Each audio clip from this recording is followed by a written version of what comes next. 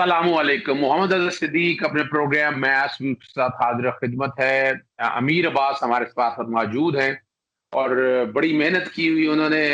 यानी एंकर तो हैं ही, लेकिन अपना अपना फील्ड के हवाले से जितनी रिसर्च ये करते हैं शायद कम लोग ही करते हैं। तो आज हम 2 इश्यूज़ पे बात करेंगे। एक तो हम नैब की अदालतें लिटरली बंद ही हो गई हैं, ताले ही लग गए हैं। एक उस इश्यू पे बात करनी है। दूसरी हमने ख़ास तौर पर इमरान खान का ना एचपीओ पे इंटरव्यू और हवाई अड्डे जो एयर बेस अमेरिका को ना देने का बड़ा शोर पड़ा था, उस पे बात करेंगे। पहले हम आते हैं नैब के हवाले से। मैं अमीर अब्बास आप तक जाने से पहले मैं बताता चलूँ, मैं आपके सामने कंस्पिरेसी थ्योरी नहीं, मैं अपनी एक रिसर्च ओरिएंटेड चीज़ आपके सामने रख देता हूँ। बुनियादी तौर पर ये पूरी एक प्लानिंग के साथ ये काम हुआ कि इनकी ज़मानतें करवानी थी, शहबाज शरीफ वगैरह इनकी। तो उनकी लीगल टीम ने जिनके साथ मिलकर पूरी प्लानिंग की गई कि किस तरह और वो कि क्या बेस बनाई जाए। वो और उसमें वो डिले करने के हवाले से, जजेस ट्रांसफर करने के हवाले से उन्होंने अपने तय मैनेज किया या कोई अरेंजमेंट की या जो कोई भी किया, उन्होंने उस पर पूरा काम किया। सिर्फ इसी पे नहीं है, राना सनाउल्लाह का जो केस था एएनएफ का, वहां भी फर्द जुर्म आयनी होने दी और जजेस ट्रांसफर होने से एक डेट कबल लाजम नजीर तारड़ पेश हुआ। उन्होंने कहा अगली डेट पे एडजमेंट नहीं होगी, लेकिन क्या हुआ कि जजेस ही ट्रांसफर हो गए। इसको आप लिंक करेंगे मलिक अरशद के केस में। मलिक अरशद वाला जो केस था कि उसको जज उसकी एविडेंस सॉरी वीडियो वगैरह इनके पास मौजूद थी। तो मुझे मेरे पास ये भी इतलात है, बल्कि अटॉर्नी जनरल अशरफ साहब थे, उनके दफ्तर से बैठ के ये टोटल प्लानिंग हुई थी कि जज लाना है अपना, और जज वो अपॉइंट किया उन्होंने नवाज शरीफ के दौर में।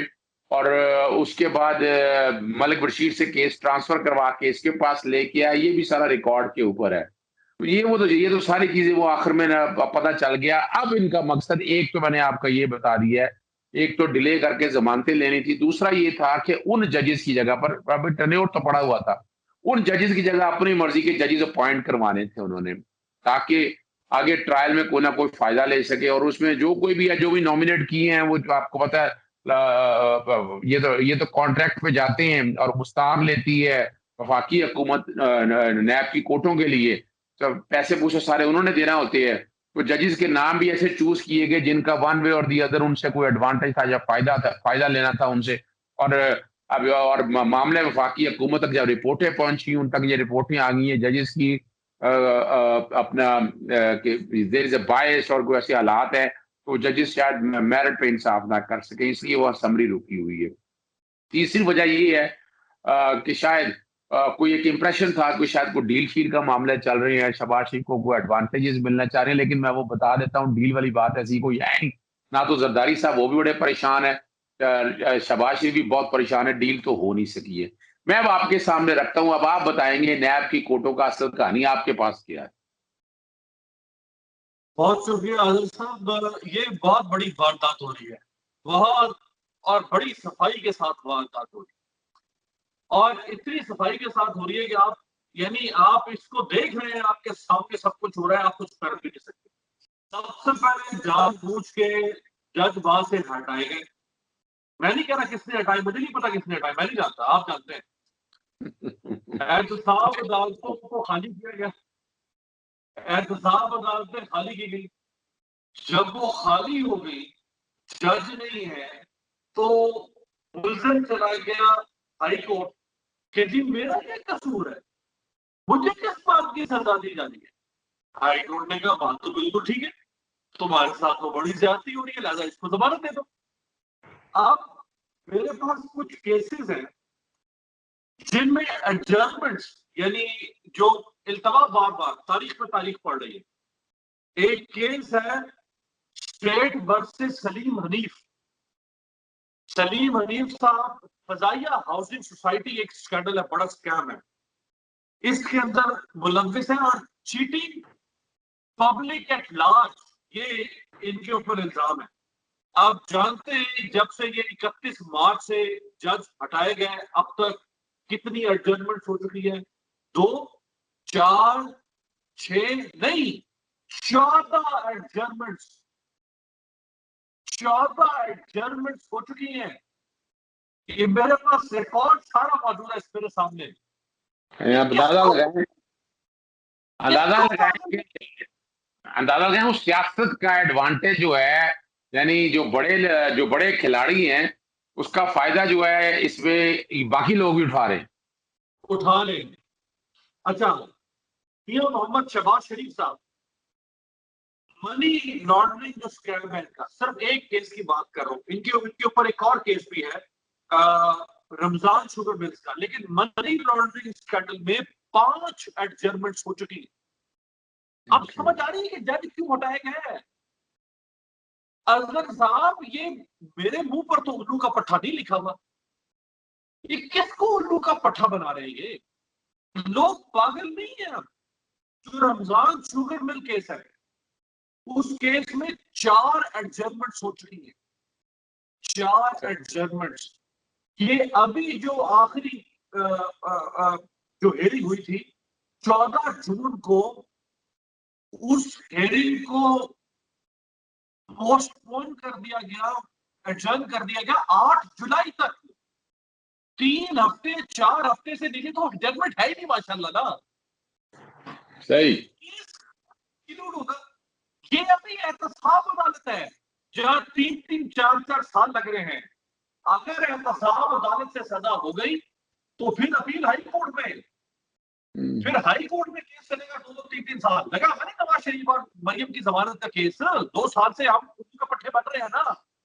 अपील हमने अब अपील हाँ अपील पट्टी बन। 2000 अब अपील 2019 से चल रही है उनकी जी, और आप 2021 में आगे हैं।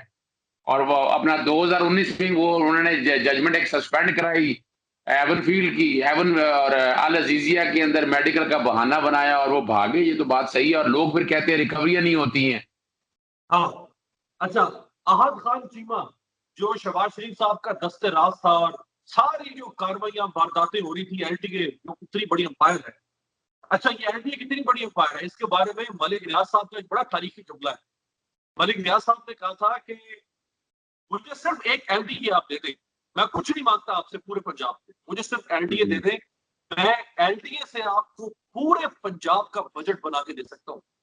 इतनी बड़ी ये गाय है जिसका दूध दोते रहे दूध ही खत्म नहीं होगा। देखिए उस एलडीए का हेड था आज चीमा, डीजी एलडीए।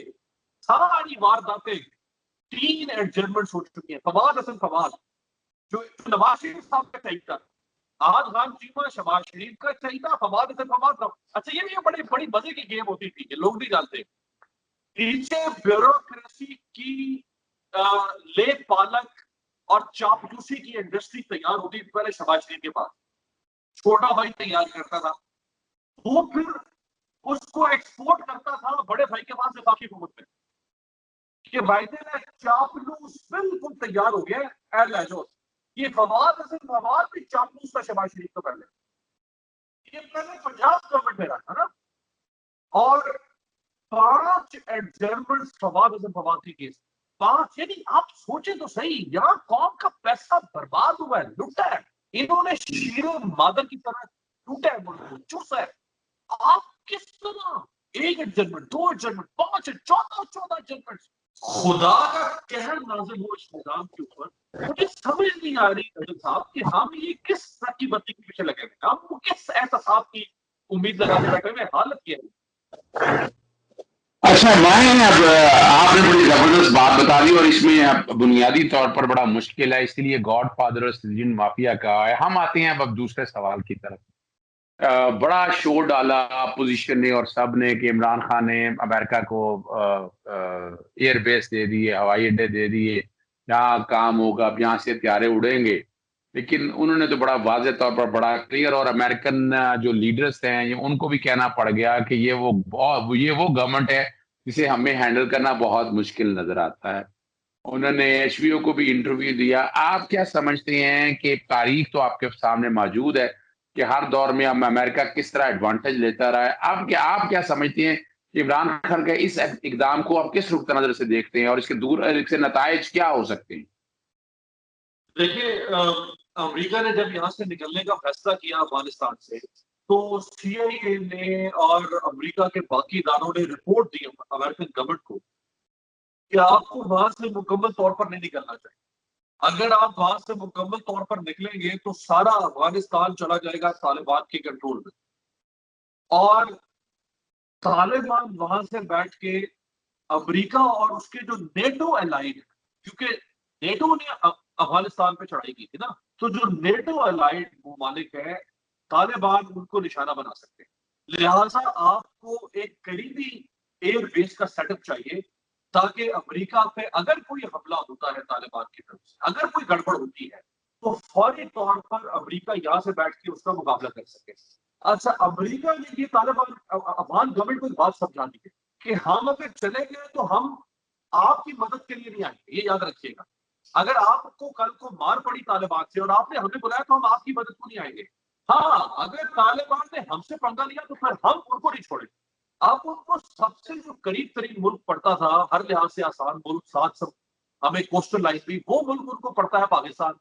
ताकि पाकिस्तान की और पहले शमसी एयर बेस मुशर्रफ के जमाने में इनके पास रही, बड़ा बेर एयर बेस जो है वो अयूब खान के जमाने में शायद वो भी हमने दी। यहीं से U-2 तैयारे उड़ते थे जो सोवियत यूनियन की निगरानी करते थे, एयर सर्वेलेंस करते थे, पाकिस्तान से उड़ते थे वो तैयारे। तो हमारी तारीख है कि हम उनको ये बेसिस देते रहे। उन्होंने इस दफा भी बेस हमसे मांगी। अच्छा, और CIA के चीफ का जो खुफिया विजिट पाकिस्तान, उसके बारे में खुद अमेरिकी मीडिया जो है वो कह रहा है कि जी CIA चीफ पाकिस्तान आया, आर्मी चीफ से मिला, DGI से मिला, और यहां से उनको हरी झंडी करवाने के लिए बिल्कुल साफ इनकार किया कि हम इस जंग में दोबारा नहीं कूदेंगे।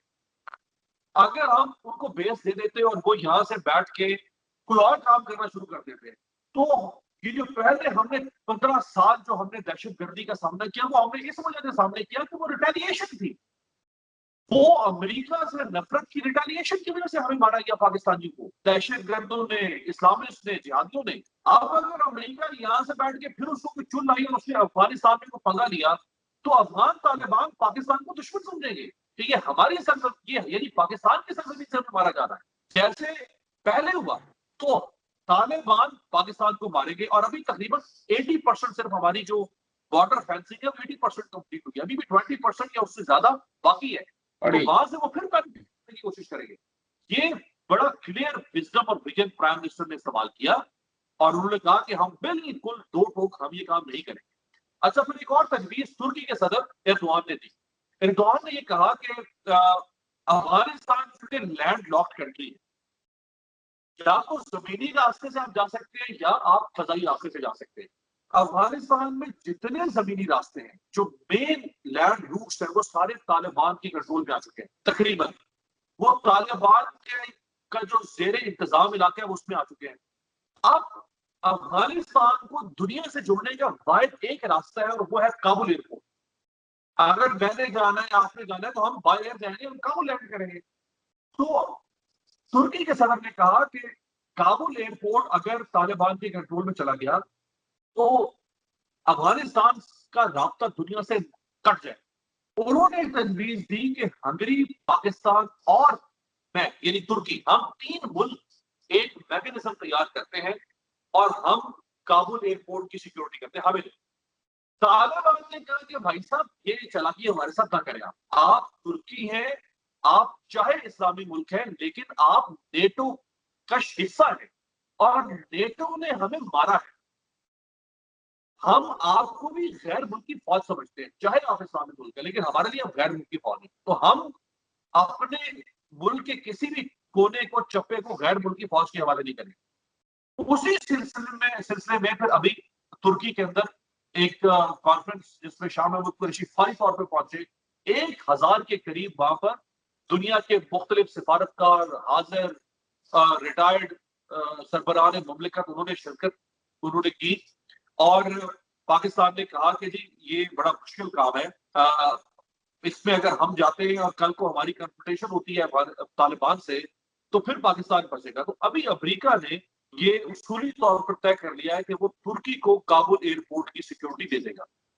अच्छा, अब जो खला पैदा होने जा रहा है, जो इनखला है, वो अगले माह से, जुलाई से पूरी तरह फुल थ्रॉटल पे शुरू हो जाएगा। 11 सितंबर तो डेडलाइन है ना, 11 सितंबर तक तो सारा विड्रॉल होना है। पूरे थ्रॉटल से अगले महीने जुलाई में ये इनकला शुरू हो जाएगा। जैसे ही निकलना है वहां से अमेरिका ने और उसके इत्तेहादियों ने सारा अफगानिस्तान। अच्छा, ये जो अशरफ गनी है, अशरफ गनी अमेरिका जा रहा है। वो इसलिए अमेरिका जा रहा है कि भाई ये मुझे इनके रहनो करो पर मत छोड़ के जाओ तालिबान के, ये तो मारेंगे मुझे। और जो इसका साबिक जो एनडीएस का सरबराह भी रहा है और अभी इसका शायद नायब सदर है अमरुल्लाह साले ने बड़ी घटिया जबान, गंदी जबान पाकिस्तान के खिलाफ इस्तेमाल की। और जो मुहिबुल्लाह है, शायद उसका नाम है, उसने भी बड़ी घटिया जबान पाकिस्तान के खिलाफ इस्तेमाल की। और शाह महमूद कुरैशी ने यहाँ इस्लामाबाद में एक सेमिनार हुआ और उस सेमिनार में शाह महमूद कुरैशी साहब ने इनको बड़ी खरी खरी सुनाई है। उस सेमिनार में अफगानिस्तान से एक वफ्द आया हुआ था, उस सेमिनार में अफगान सफीर भी मौजूद था यहाँ पे, और उस सेमिनार में ब्रिटिश हाई कमिश्नर भी मौजूद। और खरी खरी शाह महमूद कुरैशी ने सुनाई कि सुन लो अशरफ गनी, अगर तुम जा रहे हो अमेरिका, तुम जाओ और तुम अपना मसला हल करो, सौ बिस्मिल्लाह। लेकिन अगर तुमने वहां जाके पाकिस्तान की शिकायतें की और तुमने जाके पाकिस्तान पर इल्जाम लगाए तो ये अब हम बर्दाश्त नहीं करेंगे। क्योंकि एनडीएस का साबिक जो सरबराह है, जो पाकिस्तान के शदीद मुखालिफ है, उसने पाकिस्तान के बारे में जानते हैं आप क्या लफ्ज इस्तेमाल किया? अजहर साहब, उसने कहा है कि पाकिस्तान एक हीरा मंडी है। हीरा, ये तो चला ही नहीं मीडिया में, हमारे मीडिया को बात ही दिखाया नहीं। हीरा मंडी उसने पाकिस्तान को कहा। ये अफगानिस्तान के अंदर इंडियन लॉबी, इंडिया 1950 से वहां बैठा हुआ है। सिर्फ 5 साल का अरसा, 1996 से 2001 तक, जब तालिबान की वहां हुकूमत थी, सिर्फ ये 5 साल थे जो इंडिया वहां पाकिस्तान के खिलाफ काम नहीं कर सका। सिर्फ 5 साल, क्योंकि तालिबान इंडिया को अकोमोडेट नहीं कर रहे थे। 1996 से पहले और 2001 के बाद मुसलसल अफगानिस्तान की सरजमीन पर बैठ के भारत हमारे खिलाफ काम कर रहा है। तो ये एक इतनी बड़ी सिविल वॉर की तरफ अफगानिस्तान जा सकता है, जहां एक्सटर्नल फोर्सेस हैं, जहां पाकिस्तान का स्टेक है, जहां अमेरिका का स्टेक है, जहां तालिबान मैं आपको इंतहाई हाईएस्ट और क्रेडिबल रिसोर्सेज से ये बात बता रहा हूं कि तालिबान के बारे में जो ये परसेप्शन है कि ये बड़े शरीफ लोग हैं और ये बड़े मुजाहिद हैं और ये बड़ा जिहाद करेंगे और ये बड़ा इस्लामिस्ट है, तालिबान बहुत बड़े क्रिमिनल हैं। ये किसी भी और प्रेशर ग्रुप की तरह, माफिया की तरह, क्रिमिनल ग्रुप की तरह ही काम करते हैं। ये इनकी दाढ़ियां, इनके सर पे ये अमामे और पगड़ियां और पांचे ऊंचे इसके ऊपर मत जाए। ये जो खाना जंगी यहाँ पे होने जा रही है अफगानिस्तान में, क्योंकि अमेरिका बगैर किसी सियासी तस्वीर के वहां से निकल रहा है। और इसी वजह से प्राइम मिनिस्टर ने कहा कि हम इस मामले में नहीं पड़ेंगे, हमने अपना बॉर्डर सिक्योर करना था, वो बॉर्डर हम सिक्योर कर रहे हैं। ये जनरल कमर जावेद बाजवा साहब का विजन था। उससे पहले का राहिल शरीफ साहब भी इस बात पर आ चुके थे, लेकिन असल जो इस काम को स्पीड अप किया है वो जनरल बाजवा साहब ने किया है। और ना सिर्फ इधर से बल्कि ईरान के साथ बॉर्डर भी, तो इंशाल्लाह हमारा बॉर्डर सिक्योर हो जाएगा। हम बदनीयत नहीं है, पाकिस्तान की नीयत है। प्राइम मिनिस्टर बार बार कह रहे हैं कि अफगानिस्तान में पीस चाहिए हमें, हम हर तरह से तैयार हैं। लेकिन अगर बेस मांगेंगे तो वो कोई बेस पाकिस्तान नहीं। अच्छा, इसकी बुनियादी वजह जो मैं एक बात और समझता हूं कि इंडिया चाह रहा है वन वर्ल्ड के अंदर अपना इन्फ्लुएंस बरकरार रखना, अमेरिका भी साथ शामिल है, इसराइल भी साथ शामिल है, और देखा जाए नेटो के जितने ममालिक है, पाकिस्तान गालबन चाइना के साथ खड़ा है, और जितनी वो फोर्सेज है, मुसाद ले लें, रॉ ले लें, MI5 ले लें, MI6 ले लें, NDS ले लें, इन्होंने तो मेन स्ट्रक्चर इसको किया, पाकिस्तान को किया, और इस काम को फैला भी। अब इस सारे जो एजेंडे को फैला हमारे अंदर ही सहाफियों से, हामिद मीर जैसे लोग या इन लोगों के जरिए, और 5th जनरेशन वार का जो हिस्सा है वो अली वजीर ले लें, मोहसिन दावड़ ले लें, आप नहीं समझते कि इस चीज को भी मौजूदा हुकूमत को कंट्रोल और कैटर करना चाहिए? देखिए, मौजूदा हुकूमत, आप बिल्कुल सही कह रहे हैं, लेकिन मौजूदा हुकूमत के ऊपर बड़े प्रेशर जा चुके हैं। मौजूदा हुकूमत अगर कोई अच्छा काम करती भी है तो ये कहते हैं कि ये तो सिलेक्टेड हुकूमत है, ये तो फौज के कहने पे कर रही है। तो मौजूदा हुकूमत की जो क्रेडिबिलिटी है, एक इलेक्टेड गवर्नमेंट के पास जो रिट होती है, रिट ऑफ द स्टेट, जो उसके पास राइट टू वायलेंस स्टेट के पास है, सिर्फ जो क्रेडिबिलिटी है इलेक्टेड गवर्नमेंट की, उस क्रेडिबिलिटी को, उस रिट को हमारी ऑपोजिशन ने डैमेज किया। उस क्रेडिबिलिटी को इन्होंने कॉम्प्रोमाइज करने की कोशिश की। आपकी गवर्नमेंट बेचारी तो अपनी इज्जत बचाने के उस चक्कर में लगी हुई है। वो तो अपना टाइम पूरा कर रही है कि हमारा जो मंशूर है वो उस मंशूर पर किसी तरह से पूरा उतर सके। दूसरी तरफ से जो एक्सटर्नल साजिशें हैं वो भरपूर तरीके से हो रही है। यही जो अली वजीर है, आप ये देखिए ना, पिछले दिनों अली वजीर जो है ये जब पकड़ा गया तो हम एक जगह पर थे और वहां पे एक सवाल हुआ, हमारे सहाफी थे, उन्होंने एक सवाल किया, हम एक ब्रीफिंग में थे तो एक बड़ी बैकडोर आम ब्रीफिंग थी, तो एक सहाफी ने सवाल किया कि अली वजीर को छोड़ दिया जाए, अली वजीर को क्यों पकड़ा हुआ है? तो जो ब्रीफ कर रहे थे उन्होंने कहा कि भाई आप जानते हैं ये कौन है जिसकी हमदर्दियां जो है वो करने की कोशिश हो रही है। अली वजीर जो है वो कब्जा माफिया है, इसके इलाके में एक बस अड्डा है, ये उस बस अड्डे पर कब्जा कर रहा है, उस चक्कर में ये पकड़ा गया है। और यहाँ बैठ के आवाजें निकालते हैं जनाब कि हमें फौज पकड़ ली है और हमारी हुकूमत की वजह से हमें पकड़ा जा रहा है और हमारी आजादियां सल्ब की जा रही है। वो कब्जा माफिया है, कब्जे करता है अपना बस अड्डा भी कब्जे। यहाँ बैठ के ड्रामा, तमाशा, बयानिया, डिस्कोर्स। तो ये आप सही कह रहे हैं, जो लोग भी हैं 10, 12, 15 लोग हैं, इतने ज्यादा नहीं। आप देखिए ना, हामिद बिन साहब आज कहाँ है? कितना बड़ा नाम था उनका। ये मुल्क उधर चल रहा है ना 3 हफ्ते से उनके बगैर। चल रहा है, सहाबत बिल्कुल भी चल रहा है और बेहतर टीवी चल रहा है, चैनल भी चल रहे हैं, सब बेहतर कुछ चल चल रहा रहा है। है। कुछ भी कौन सा कोई यहाँ पे सफे मातम बिछ गया पाकिस्तान में? कौन सा कोई आलमी तंजीमों ने आके यहाँ पे पाकिस्तान को लाइसेंस मुअत्तल कर दिया है और पाकिस्तान पर कुछ सैंक्शन लग गई है कि आपने हामिद बीन को जो है वो उसको हटा दिया है चैनल से? कुछ भी नहीं हुआ। ऐसे ही खप थी, ड्रामा था, शोर था। ये 2 दिन प्रेस क्लब के बाद, अच्छा, साफी पता नहीं निकली बाहर, आप अंदाजा कर लें। ये बात सिवाय सही। लाहौर प्रेस क्लब के बाहर, मैं उस वक्त वही मौजूद था प्रेस क्लब में, जब 40-50 बंदा था, ये 60 बंदा होगा, उन्होंने वहां पे बैनर उठा के शोर शराबा किया या कोई लाहौर प्रेस क्लब के एक आध जगह पे और हुआ है। कुछ भी नहीं हुआ, बात खत्म, चैप्टर क्लोज।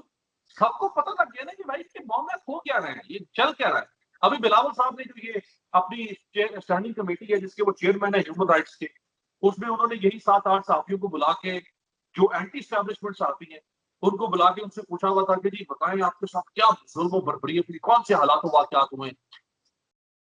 जो अजीज मेमन सखर में मारा गया, अजीज मेमन की फैमिली को नहीं बुलाया बिलावल, बिल्कुल नहीं बुलाया। वो वही मारा गया सिंध में, उसकी फैमिली को नहीं बुलाया। हाँ, ये असद तुर्की और ये फलाने ढमकाने 5 साल जो इनको बुला दिया और बाहर निकल के कहा कि जी मैं DGISPR को खत लिखूंगा कि जी आपका अदारा बदनाम हो रहा है। तो जरा मुराद अली शाह को भी तो खत लिखो ना कि तुम्हारी हाँ, हुकूमत है, तुम्हारी हुकूमत के अंदर भी ये जो फ्रीडम नेटवर्क है उसकी जो रिपोर्ट आई है 2020 की, सबसे ज्यादा सहाफी पर हमले सिंध में हुए। तो बिलावल अपने वजीर आज़म को कब खत लिखेंगे? DGISI को तो बाहर निकल के खत लिखना याद आ गया। तो ये असल में ये बहाना इस्तेमाल हो रहा है इस मुल्क में सिर्फ इन चीजों का, पीछे मकासद जो है मोदी साहब वो कुछ और है। चले जी, बहुत शुक्रिया अमीर अब्बास साहब, बड़ी तफसीली गुफ्तगू होगी। जरा प्रोग्राम भी लंबा हो गया लेकिन गुफ्तगू इस ऐसी डगर पर चाल लग रही थी, लेकिन जरूरी था इन सब इश्यूज पे बात होना। इजाजत दीजिएगा नाजरीन, अस्सलाम वालेकुम, खुदा हाफिज, पाकिस्तान जिंदाबाद।